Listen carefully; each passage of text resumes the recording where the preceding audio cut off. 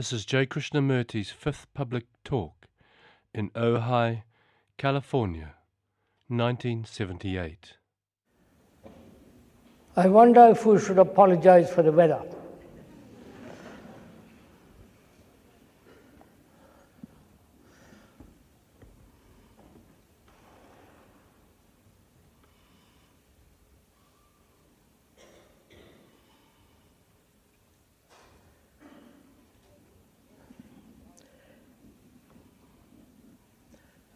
We have been talking about the pressure that one bears in so many ways, which obviously must distort our thinking, our whole life. We talked about the linguistic pressure, the idealistic, the fears, the pleasures, the desires, and so on. I think we ought also to talk about other things, perhaps somewhat much more seriously.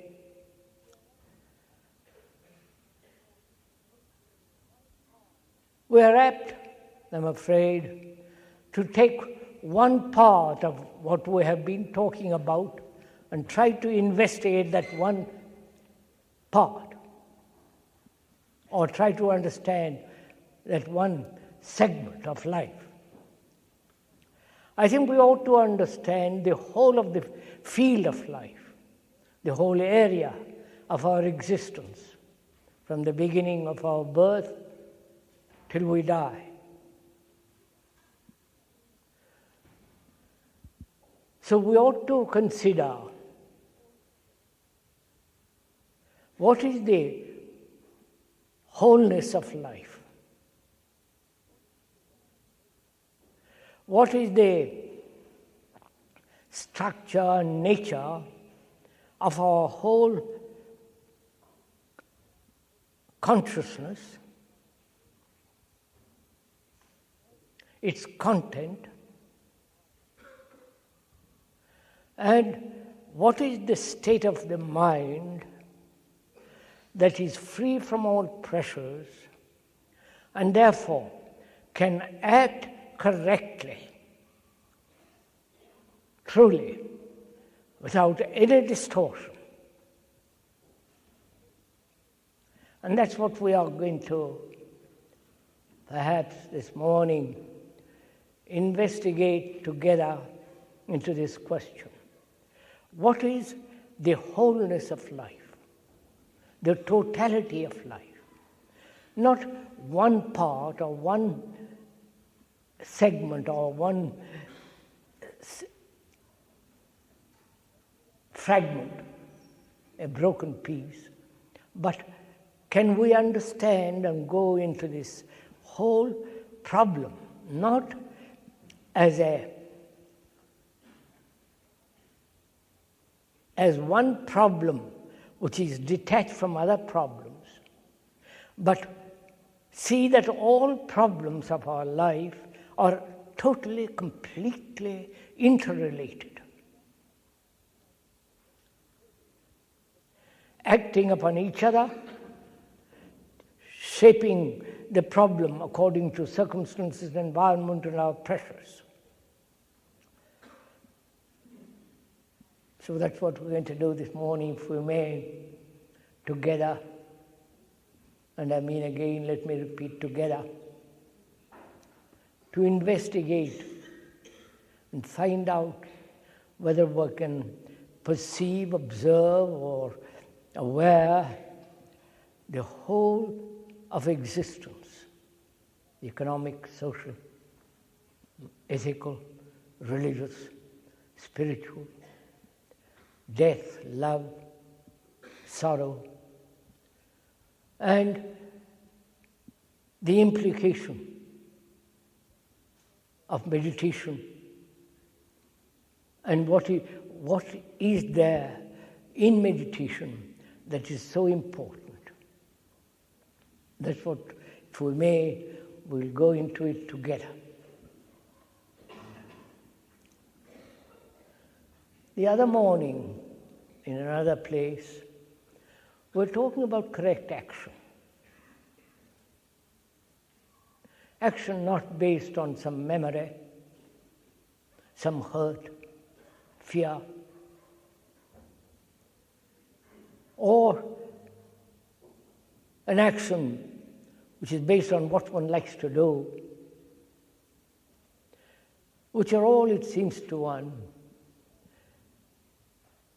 a distorting, deforming the actual action. We talked a little bit about it. We said that action is only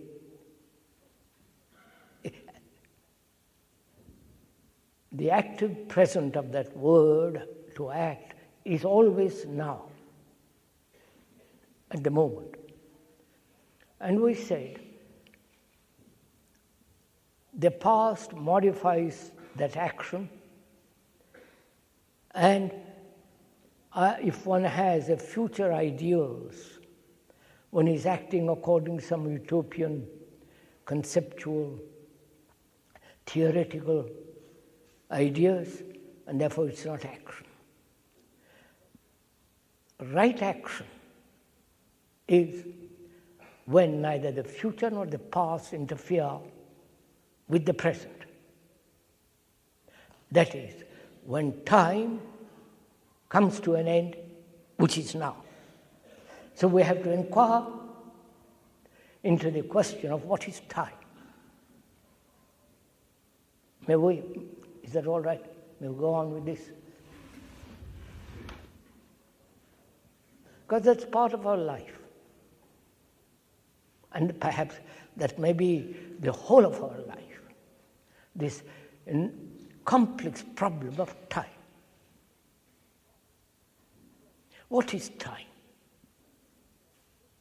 Time, surely, is a movement from this to that, both physically as well as psychologically.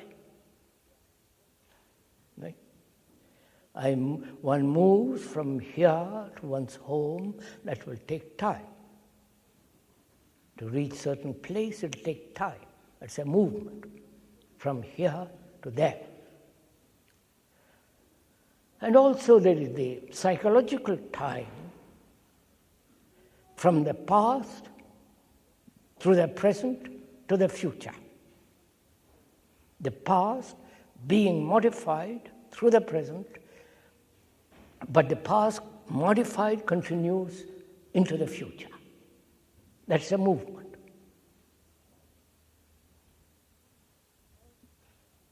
That's very clear. And this movement is essentially the movement of thought. One is here in this hall, and it will take time to go home.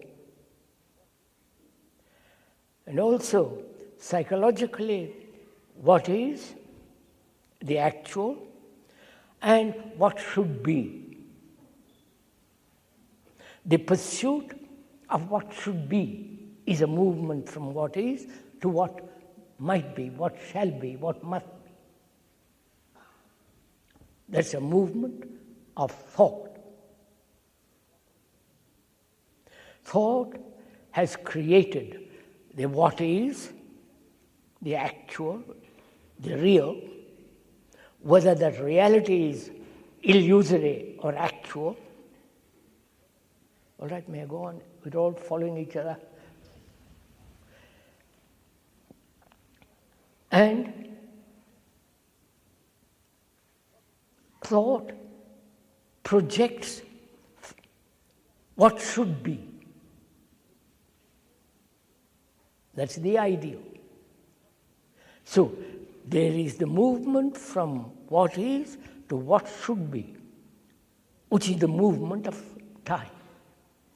in any direction, vertical or horizontal, subliminal or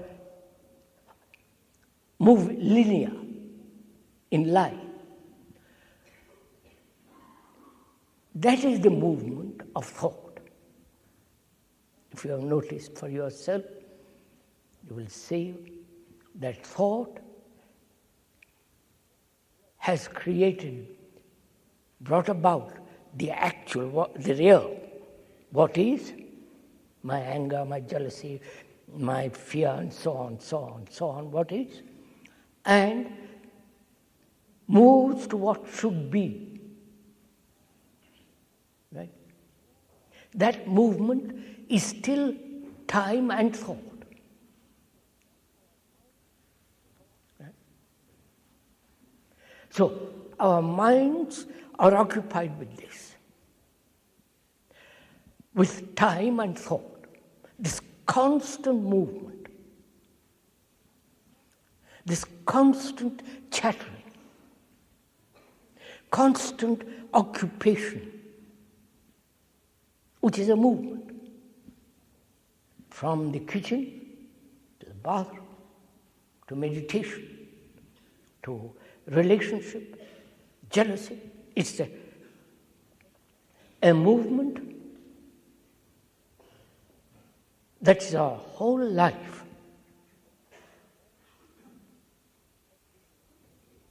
From the moment we are born till we die. A constant, restless, chattering, endless movement. You must have noticed this.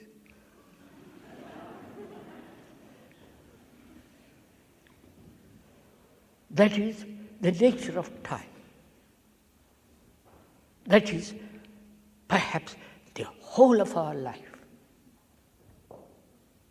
In whatever direction we go, it is still the movement from a center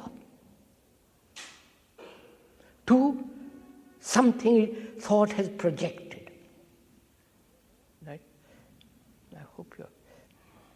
That is, we're always acting from a center.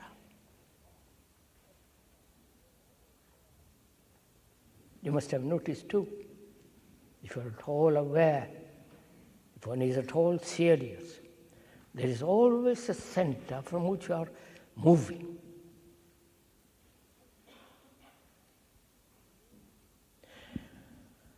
And that center is made up of the things which thought has brought about.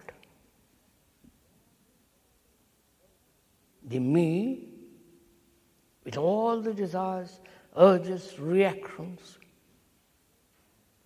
with all the longings, the loneliness, the misery, the confusion. And from that center, we move, we act, and thinking takes place from that center.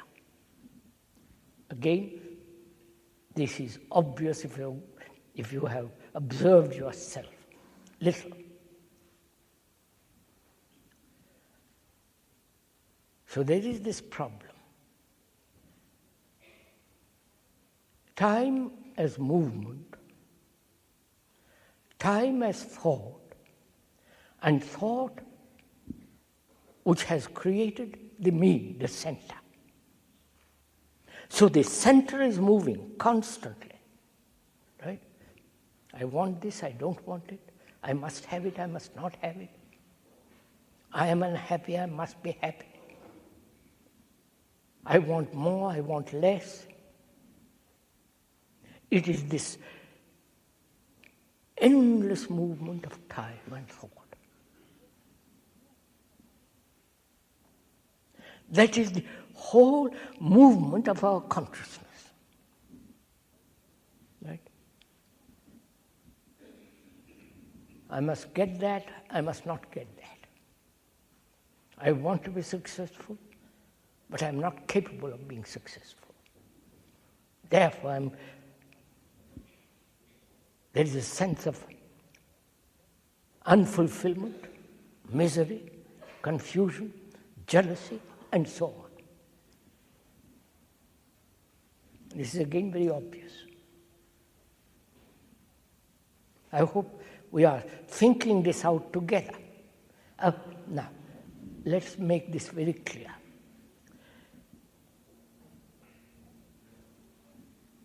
We are not analyzing. We are merely observing. When you analyze, there is a division between the analyzer and the analyzed, right? So that division creates conflict. The analyzer saying, this is not right, this should be that. But the analyzer is starting from a center, right? The center, which is the accumulation of the past information, past knowledge, past analysis, and that analyzer is then analyzing. But the analyzer is the analyzed. I wonder if you see that. Please, this is really very important. If you really deeply see this, not because the speaker says so, if you see the rationality, the truth of it, that the analyzer is the analyzed, the thinker is the thought, the experiencer is the experience. If you once see that, analysis totally comes to an end. Then a different process comes into being. Can we go on with this? Have we understood?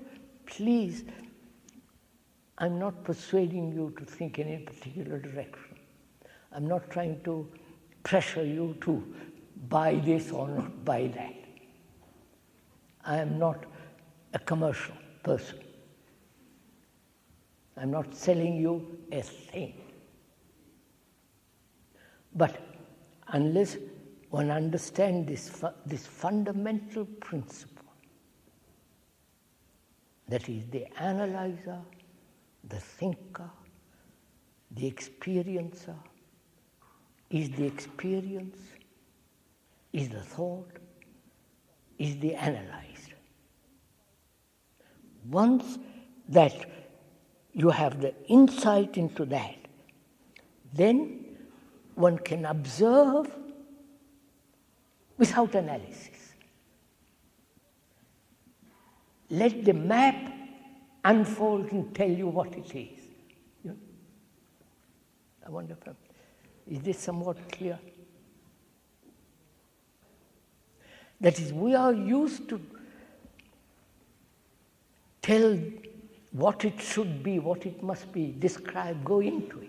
But we never allow the fact to tell us, the fact to reveal itself. We're always telling the fact what it must do. We never let the fact tell its story. It can only tell its story if you're listening, if you observe. Right? Then you listen with care, with attention, watching every detail, every movement, which has nothing whatsoever to do with analysis. Perhaps this may be rather difficult because most of us, highly educated, conditioned, accepting an analytical process as the way out of our confusion, out of our misery, out of our neurotic habits, we are so conditioned by that we have never questioned it. We never said, there may be a different way altogether. As one of the unfortunate facts is that we like to obey. We like to follow. We like somebody who says, I know, I'll tell you all about it. And you,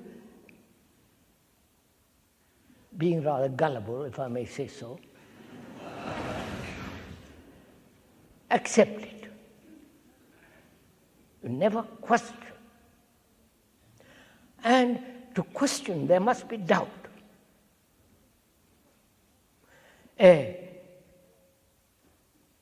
Skepticism, healthy, normal skepticism. But to have this normal skepticism, doubt, one must be free of fear.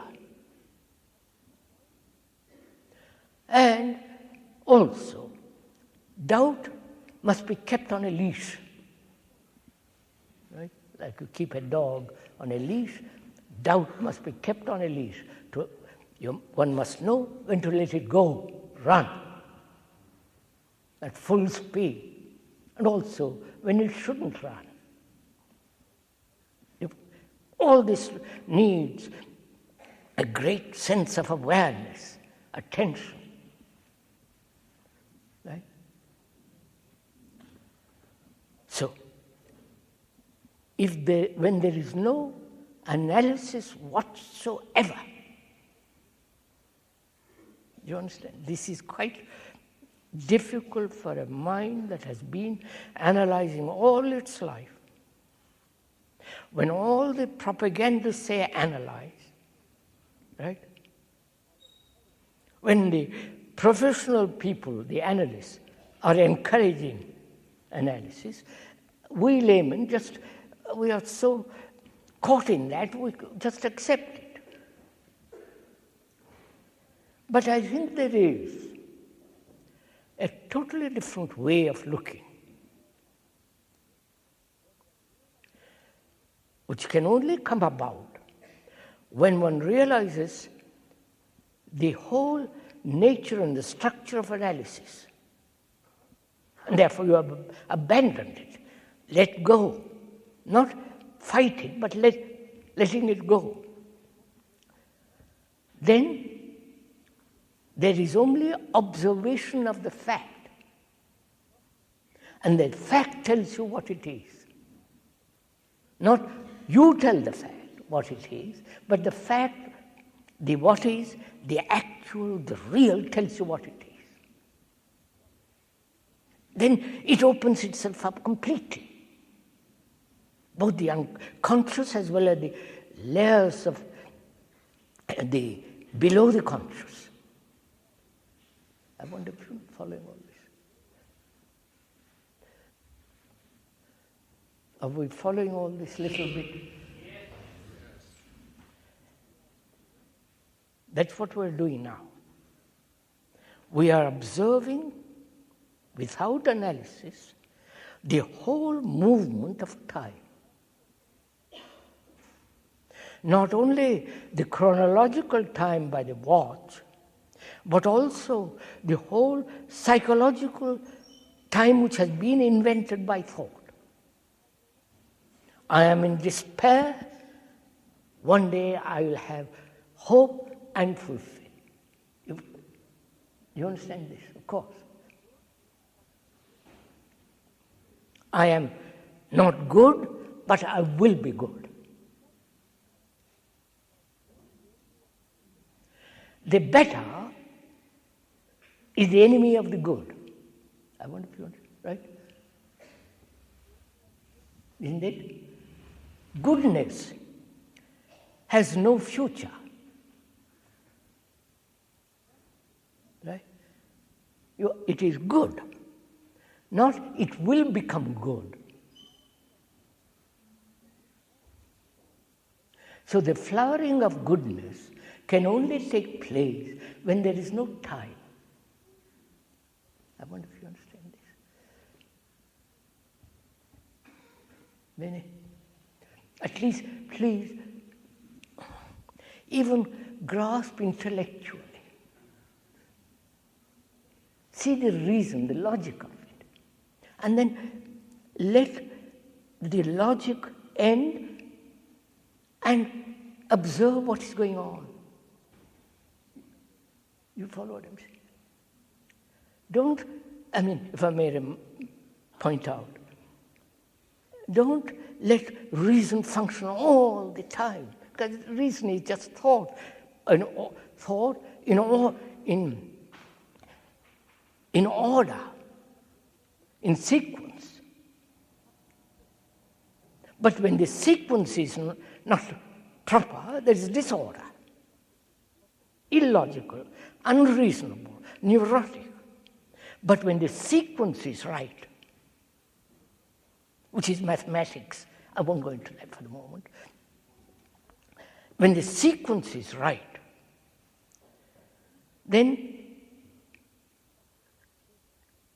reason points, but then there is an action which is not based on logic, reason, conclusion. I wonder if you're getting all this.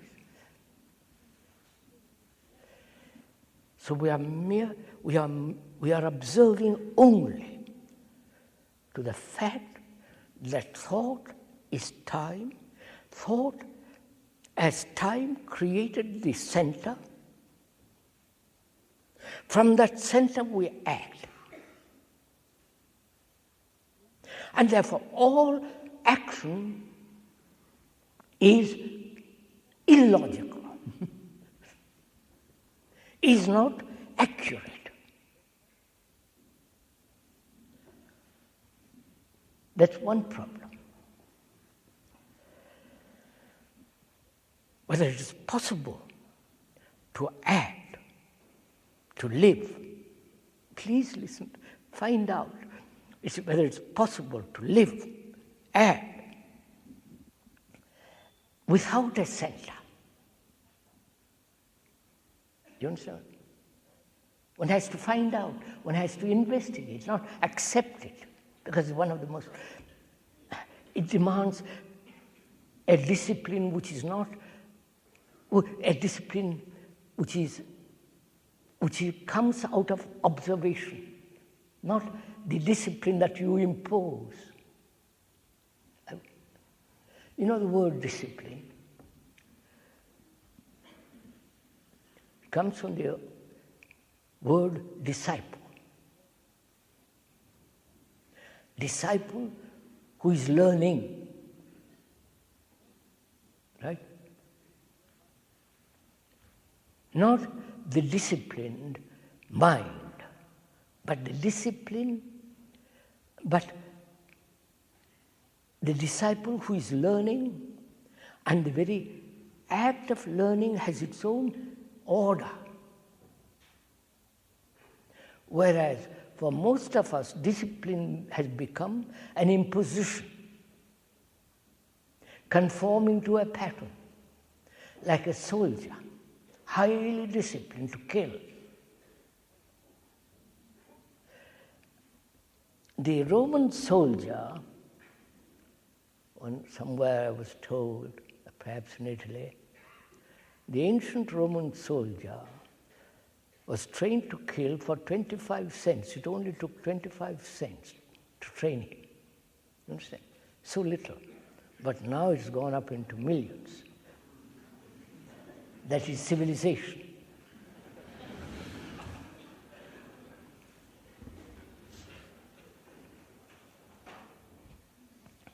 So we are not imposing any will in observation. Do you see that? We're not saying, I must observe. Then there is the pressure. Then your observation then is distorted. So one must learn the art of observing without pressure.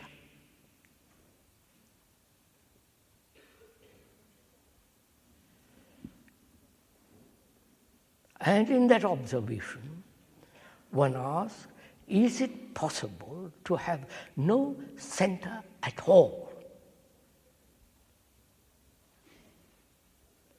And what then is action without a center?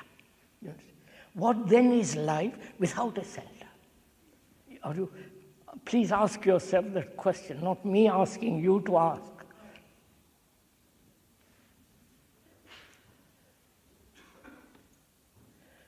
You understand, having a center is the very essence of sorrow. Right? No?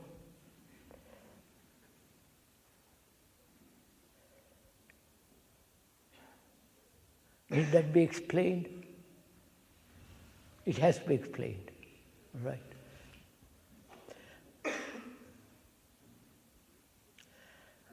The center creates the tomorrow, right?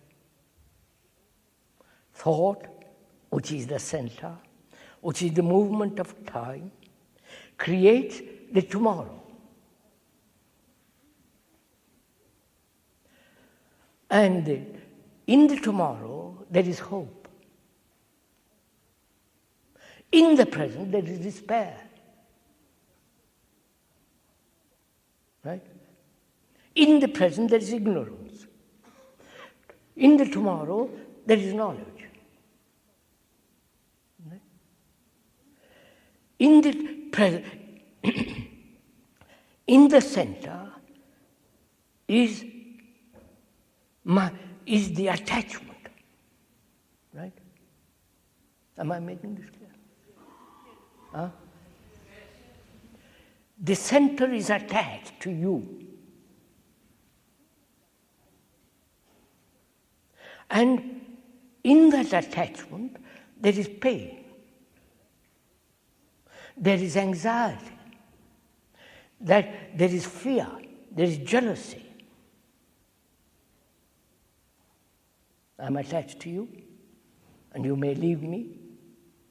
You may go after somebody else, or look at somebody else, or sleep with somebody else.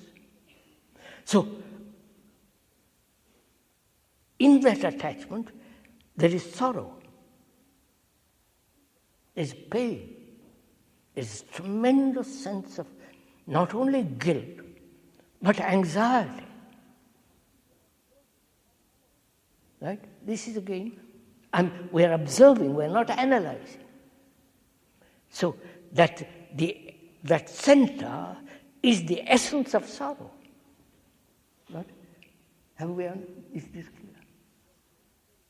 No, not verbally clear, but for yourself, in observing yourself, that center is the state of sorrow. Right? So you ask a question, is there an action which is not of the center and therefore which is not of sorrow? You understand all this? Don't go to sleep, please.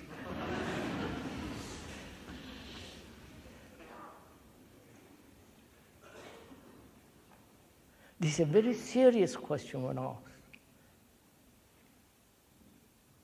One observes very cautiously, hesitantly, listening to the center.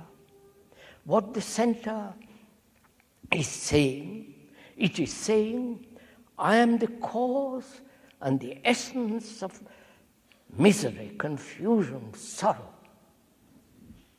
Right? And the question is, then, can I live without sorrow? Is there a living without sorrow? You understand my question? Come on, sir.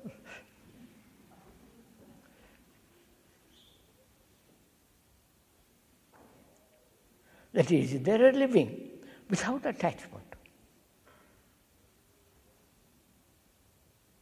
Is there a living without loneliness? Most of us are lonely. Loneliness is the essence of isolation. Right? And most of us whether we know it or not, are actually creating, functioning in isolation. Right? So one asks, is it possible to live without isolation?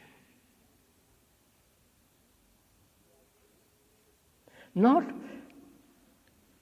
the isolation brought about some hurt.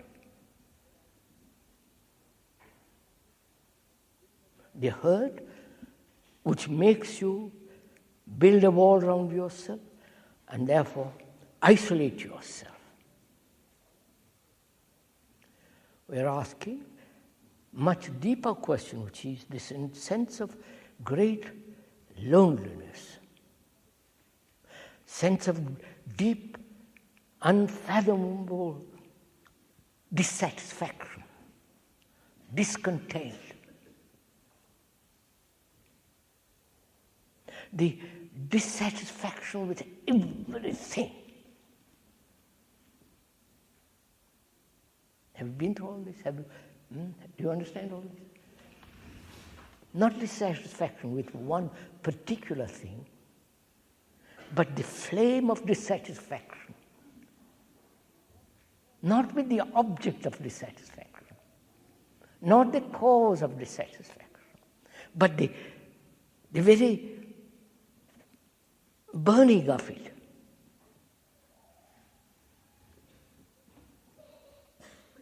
And one asks, as the center is the cause of all this, attachment with its anxiety, fear, and the struggle to be detached, and the pain of detachment, and the worry, the anxiety of being detached, wondering if you're isolating yourself, and then plunge into a relationship, hoping in there you will find no isolation.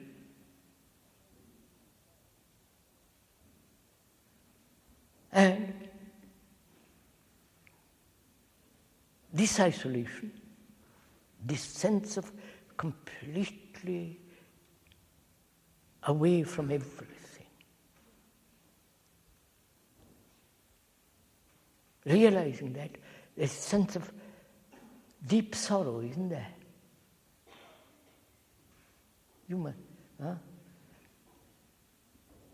Please don't be mesmerized by the description. This is not a romantic, emotional extravaganza.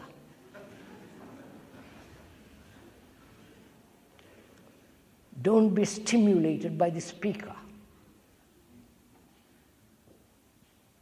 He is not your opiate or your drug or your stimulant. Then you depend on the speaker, then the anxiety and all the rest of it. Whereas, if you watch yourself, if you watch this whole movement of life, from the center, all the travail and all the anxiety, the guilt, the misery, and the deep sorrow. Right?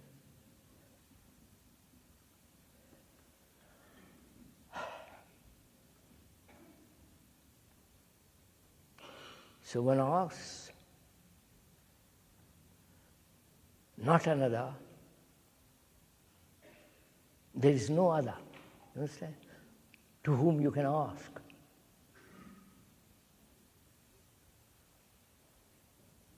The other is you, who is also in sorrow. So can you ask if there is an ending to sorrow, and the ending of that center, which is the essence of sorrow, then what is action, then what is life? You understand my question?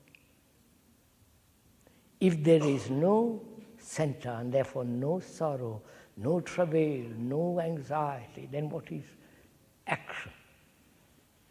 Right?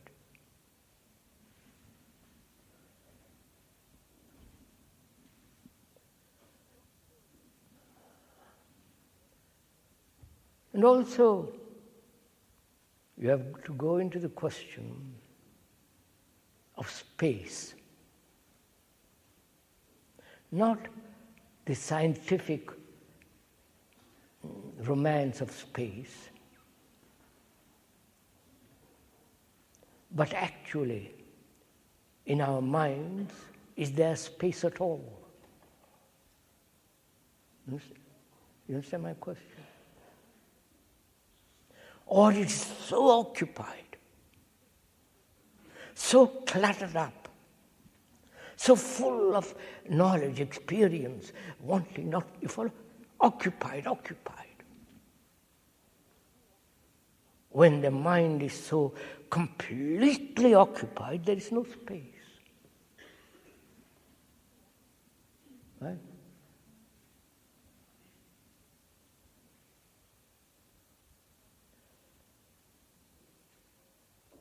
And the problem then is, can occupation end? Yes? Being occupied. When the mind has leisure,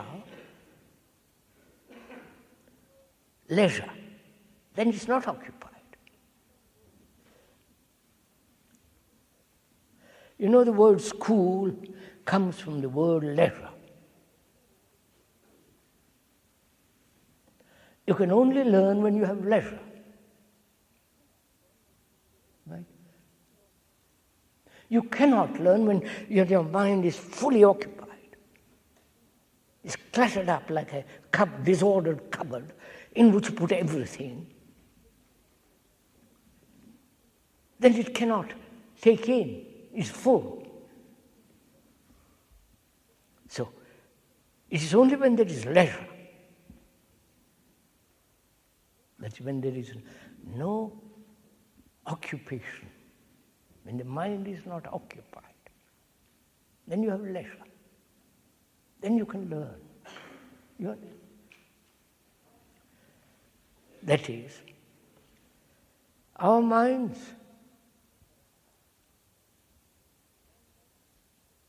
are occupied with God, with mischief, with sex, with money, with God knows what. Huh? You know it all. Better than I do.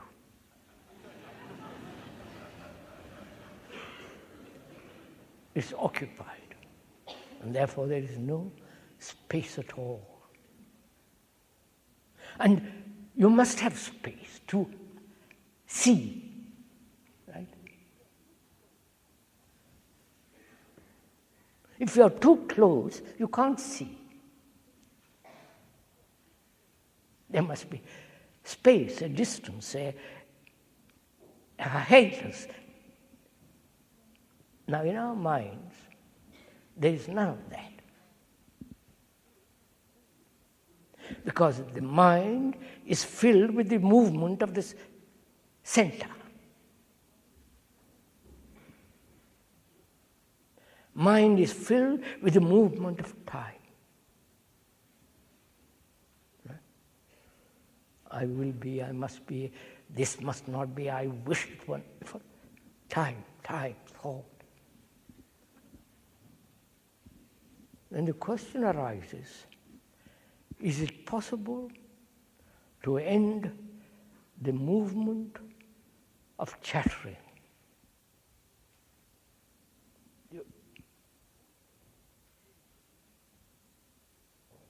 Not through volition, not through will, then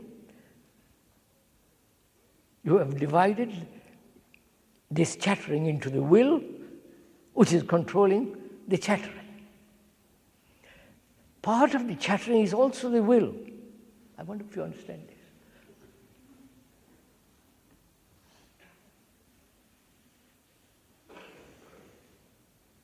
And without any sense of pressure to observe the chattering and let the chattering tell you all the story it has. And it has very little to tell. I don't know if you observed yourself. When you observe it and listen to the story of the chattering is telling, it's so trivial. It's not superficial, nothing at all to it. But if you exercise pressure on it, it becomes active. It becomes deeper and deeper and deeper. At least you think it is deep. I wonder if you get all this.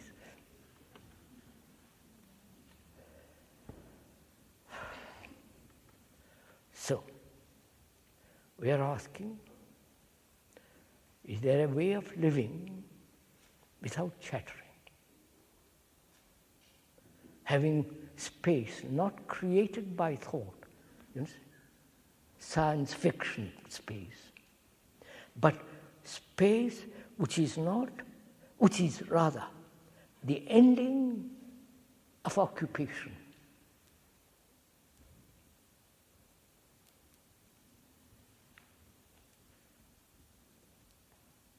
Right? One is occupied with so many things.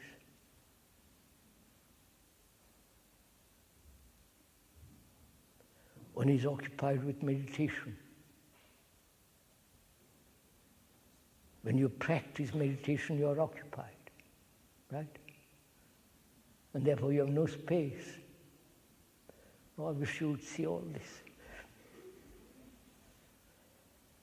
And we are occupied with one of the factors of life, which is death,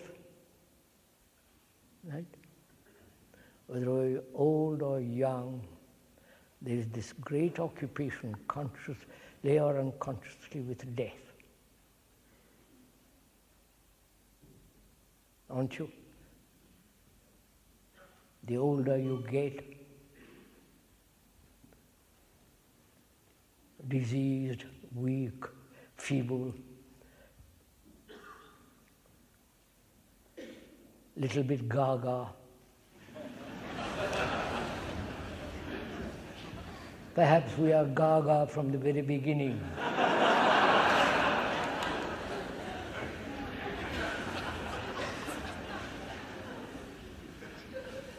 And there is this great occupation. What happens after death?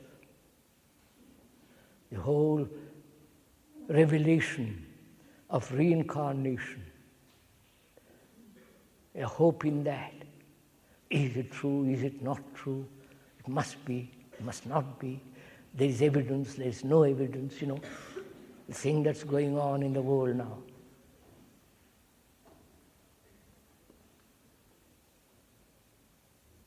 You know, the word reincarnate means reborn, right? You understand? To be reborn. Why are you reborn after death? Why don't you be reborn now? You understand my question? I wonder if you do. Incarnate now.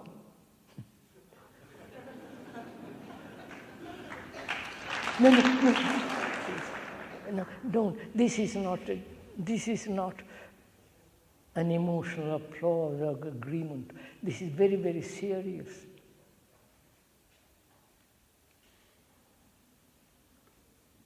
Listen to it, please. We are so occupied with death.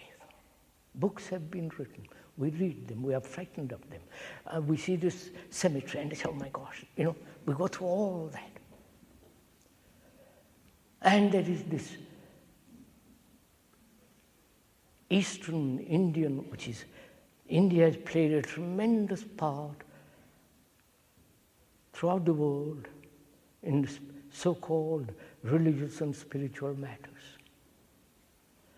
And one of their concepts is, ideas is, or what they think is reality is that you, the center, which is you, will be born next life.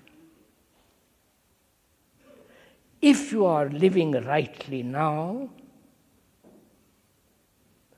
next life you'll have a better opportunity, either to become a millionaire, which is generally understood, or marvelous priest or marvelous enlightened human being.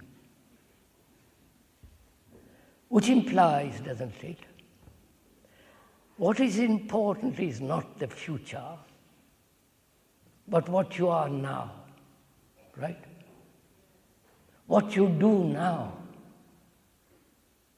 how you act, how you behave, what you think, what you feel now, this life, right? And the believers in reincarnation don't pay attention to that. They say, I believe in that. And in the meantime, lead their shoddy little life. You understand what I'm saying? So, to incarnate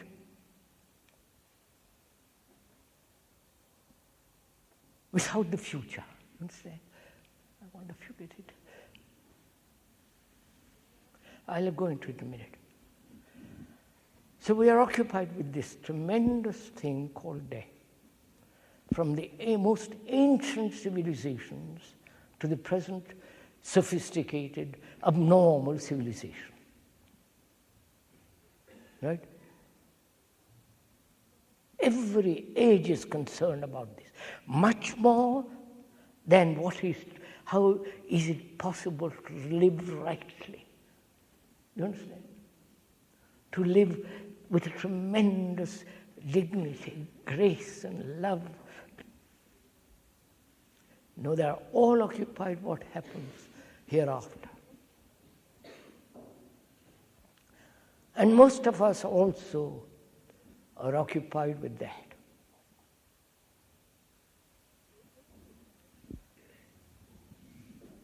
To end this occupation totally, not when you are young or when you are old, but to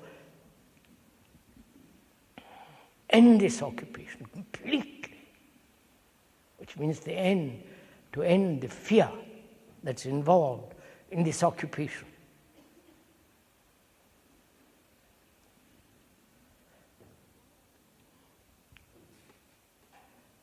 Why are we, if one may ask, why is one so occupied and frightened about death?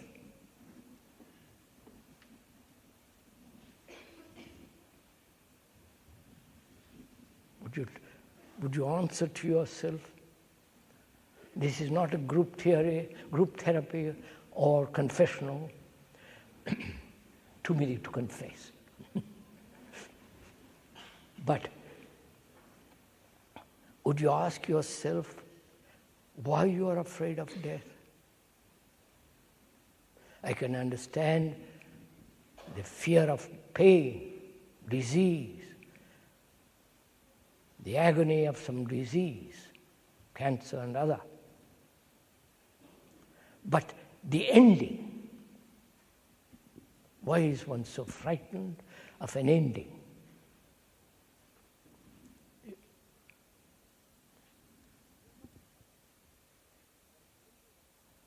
You're not frightened about the ending of sorrow, are you? On the contrary.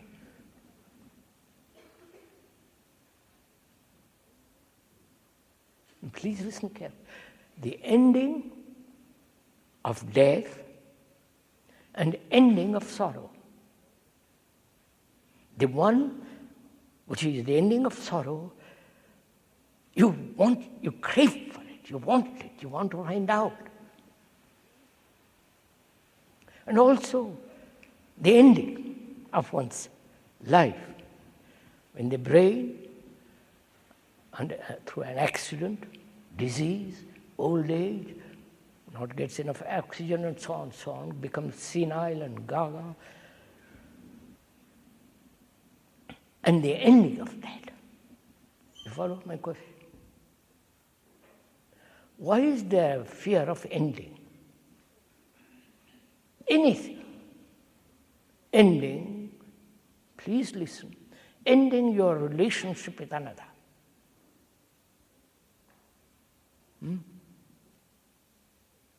You understand what I'm saying? Then you have to ask, what is your relationship with another which must continue? Which under law, tradition, custom, habit says continue. Right, sir? And that continuity also through divorce. I divorce and continue with another. I wonder if you're gathering all this. I'm not informing you, I'm not telling you, I'm not giving you ideas, knowledge, but this you observe as you move, as you live.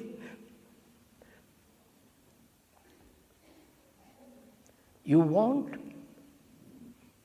the ending of sorrow, the ending of pain, but the continuity of pleasure, right? And the ending of life as death. Isn't it? So we have to find out what it means to end, terminate. Right? If one grasps the significance of ending, the truth, the extraordinary quality that comes when you end, to find out what that quality is, you must inquire what it is to end. You understand? Are you asking this question? Please do ask. What is it to end? And what is it that's to continue? You understand? When we talk about ending, we also must go into the question of what is continuity. I'm getting tired, huh? Not tired. I don't think you're meeting each other, are we? Yes. Are you sure? Yes. I don't want your encouragement. That's not it. I just want to be clear that we understand each other. So that these two things are involved, ending and continuity. What is it that continues? The center, which is thought, inaction, accumulated experience, knowledge. The center is the essence of all that. Right? And thought says, I must continue. Right?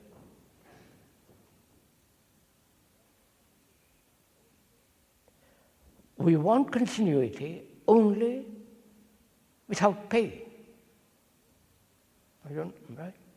Without anxiety, without the agony of uncertainty, without sorrow, without all the rest, which is, please, continuity in pleasure, right? Avoid everything else, pain, anxiety, guilt, hurts, fear, sorrow, but let me have this one thing, right? Is that accurate? The description is this accurate description of a human mind that is only pursuing that? and say, please take everything away from me. Right? So that is what we call continuity. Right? The continuity of something which I have known, which one has known, delighted, taken a delight in it, the remembrance of it, and pursuing the remembrance of it, which is the great movement of continuous, endless pleasure.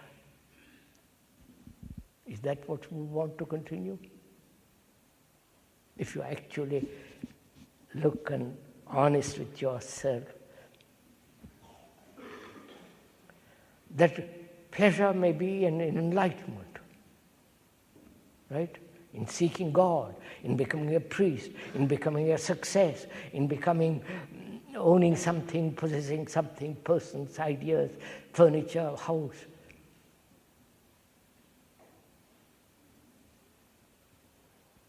Right? The continuity of the center. With its misery, with its confusion, with its sorrow, with its fears, with its guilt, hurt. We never observe the center and its content. Right? There is no observation or listening to the story of the center of that. The story which the center is showing is, you understand? The center is telling you the story, which is fear, pain, anxiety, pressure, loneliness, agony, despair, hope, longing, isolation, death. Right? That is the center. And that center says, I must never end, which is death. Right? Death is not only the organic death, when the brain has not sufficient oxygen, withers away and is dying. Through accident, through old age, disease and so on. We accept that as something natural, inevitable, but we don't accept the ending of this center. This center, which is the essence of sorrow. We don't want sorrow, but we say, well, I'd rather have pleasure. But in the pursuit of pleasure, sorrow is its shadow. You understand what I'm saying? For God's sake. So what is there to continue? What is there to end? You understand my question?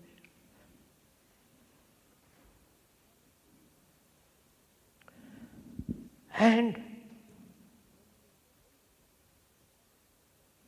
when there is an ending, total ending, there is a beginning. Right? Do you see that? When one ends attachment, with all the implications of it, completely ends, then there's a totally different stage, different beginning. So, the ending is the beginning of incarnation. You understand? I wonder if you see this. Do listen to it. Find out, sir. Find out. Don't go into yourself and find out. In dying, there is the beginning. There is a total renewal, total. There is an incarnation that is to be born, not as Mr. Smith. You understand? With all the misery, confusion, sorrow, the ending of that is the beginning of something totally new.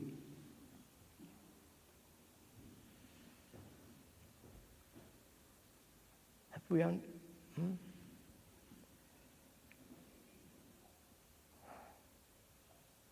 So is that possible to totally end?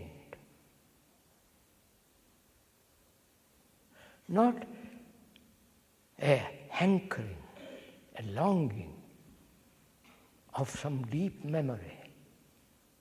You understand? The ending totally of all that.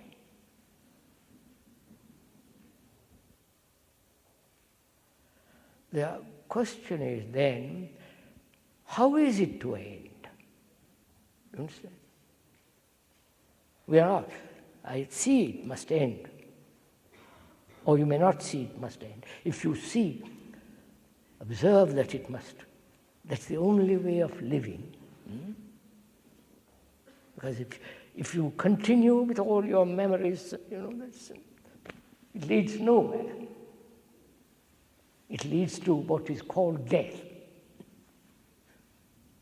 But if you see the truth of this continuity, then will you ask the question, how is one to end to attachment? Take one simple thing like attachment.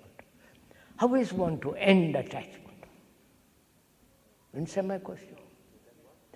How to end attachment without conflict, without will, without the pressure of the wife, the husband, the insurance man, and so on, so on, so on. Without the pressure of anything, how will you, is there an ending?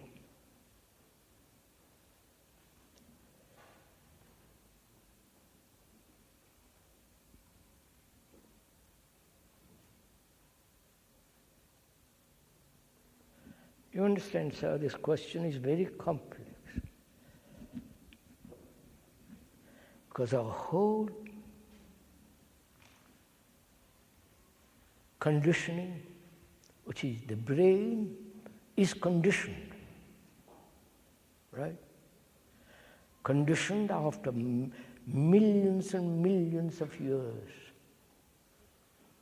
This brain is very, very old, it's very ancient. And and it is asking itself, not you are asking it. It is asking itself, if you observe it, it's asking itself, can this conditioning, which is the very center, right, end? Can this conditioning ever disappear, vanish, abandoned? So the brain is saying, can I ever be free? You understand? Or must I enter from one conditioning to another conditioning? From one guru to another guru? From one sect to another, from one group to another. You follow?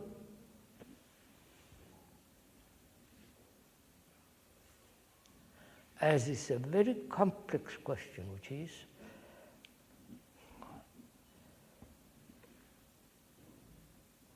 can this conditioning, with its center, is very ancient,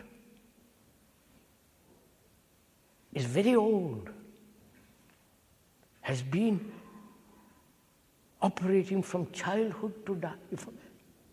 It's a tremendous thing. So it's facing a new question, not an old question. You understand what I'm saying? Right? It's asking itself, a tremendous question.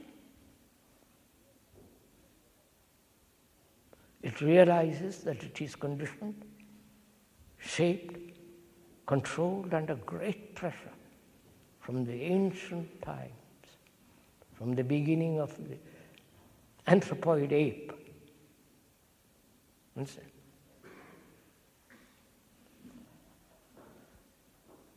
Which means, can the registering process on the tape, which is the brain, you understand my question? The brain is registering like a tape recorder. And it's so used to registering, continuing, everything, register, pleasant, unpleasant, happy, joy, ecstasy, experience, it's used to registering. And it's asking, is there an ending to registration? You understand my question? Which is, can I observe? The brain is talking to itself, I'm not talking to myself. Brain is saying to itself, can I observe without registering? Do you understand my question?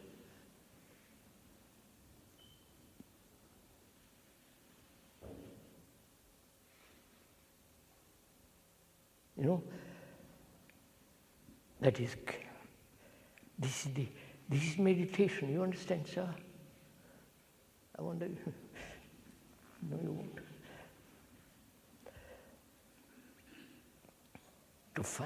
For the brain to find itself conditioned, for consciousness, which is the essence of the brain with all its content, misery, confusion, can all that end? Otherwise, there's no beginning. You understand? There's nothing new under the sun.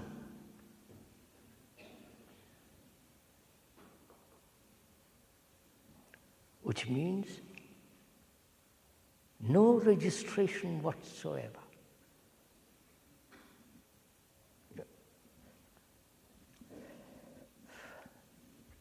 Is that possible?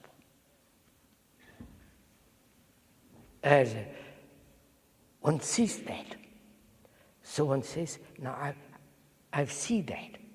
The brain says, yes, that's so obvious. Now, is it possible not to register?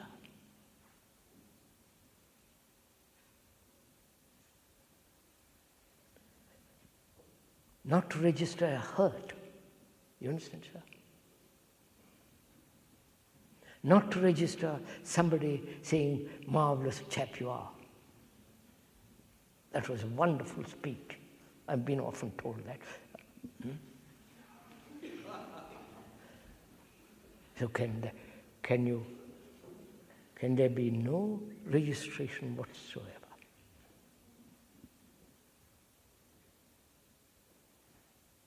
You understand? Then what is the state of the mind brain that doesn't register? You understand me? It registers because in the registration, in recording, there is security. Right?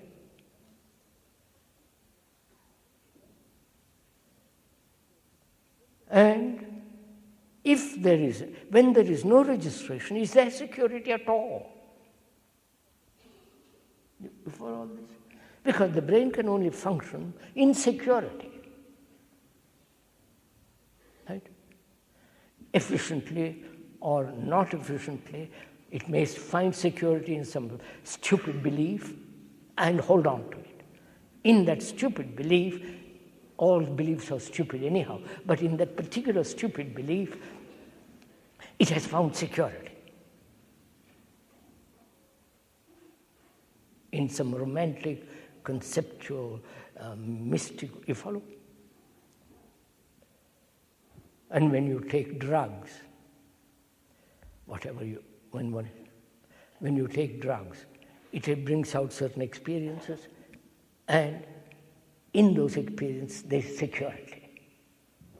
And so the more you take, the more in your illusion.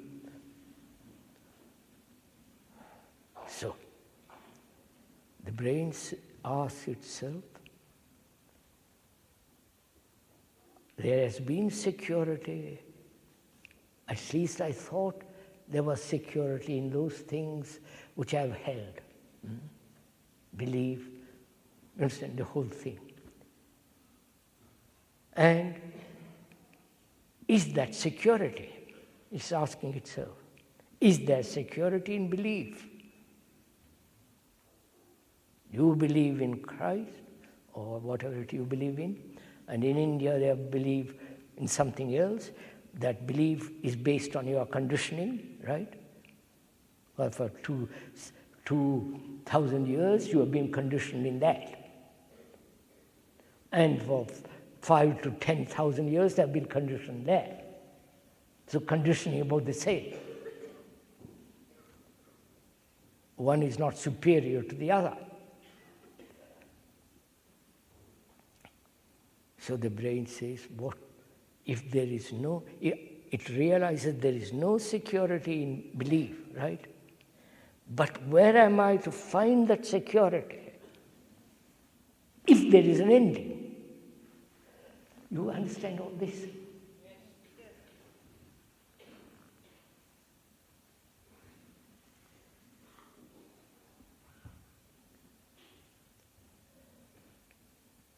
What time is it? 1:45. What?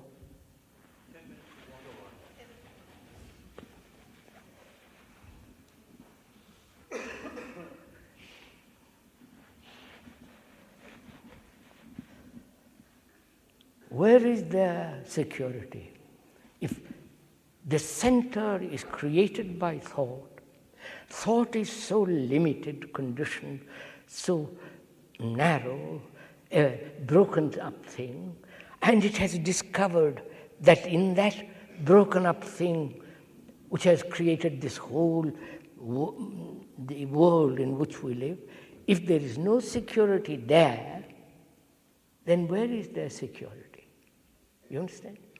Because it can only function effectively, sanely, rationally, skillfully when there's complete security. You know? Because most of us are insecure, uncertain, confused. Our actions are neurotic, confused, mischievous, deadly. And it says, I have seen, please listen to this minute. The brain says, I have seen. Thought doesn't say this. Brain itself is in operation. Brain says, I have seen that. There is no security in all this. Right? When is it capable of saying that? You understand my question? You understand me? When is it capable of saying, yes, I've seen all that. There is no security in all that. When it has very carefully observed, reasoned, logic, and seen that it is really empty. The perception of that futility is intelligence, isn't it? Be quite clear on this point. Right, sir? To see the illusory nature of that center, to see the falseness and the irreality of that center, which is verbal, which is memory, which is the past, and so on, to perceive that is intelligence, isn't it? Are you quite sure?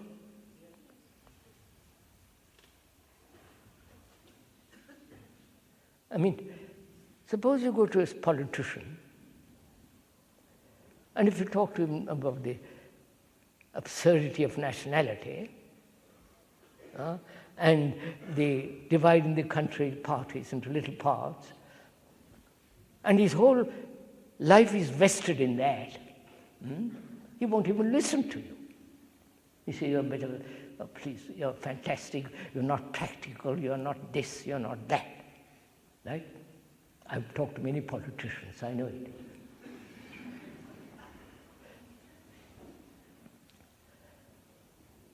Their idea is, be practical, right? Factual, you must deal with the voters. That is you.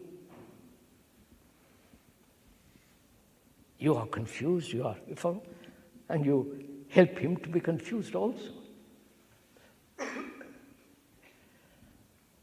So the brain is saying, I can only function when there is absolute security. I realize that I have lived in illusory security. Is that so to you? And if it is, then that perception is the very act of intelligence. That intelligence is complete security.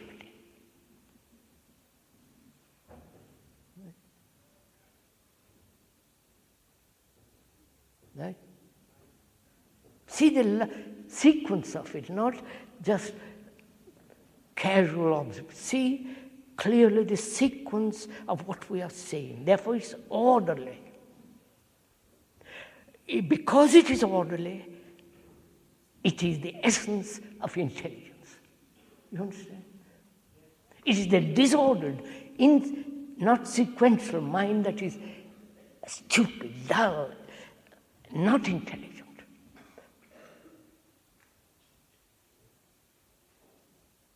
So the brain has discovered for itself, not somebody has told it, that's too stupid. Brain has discovered for itself a quality of security that can never be destroyed, can never be changed, it is immovable. Everything else is movable. You know? I've finished.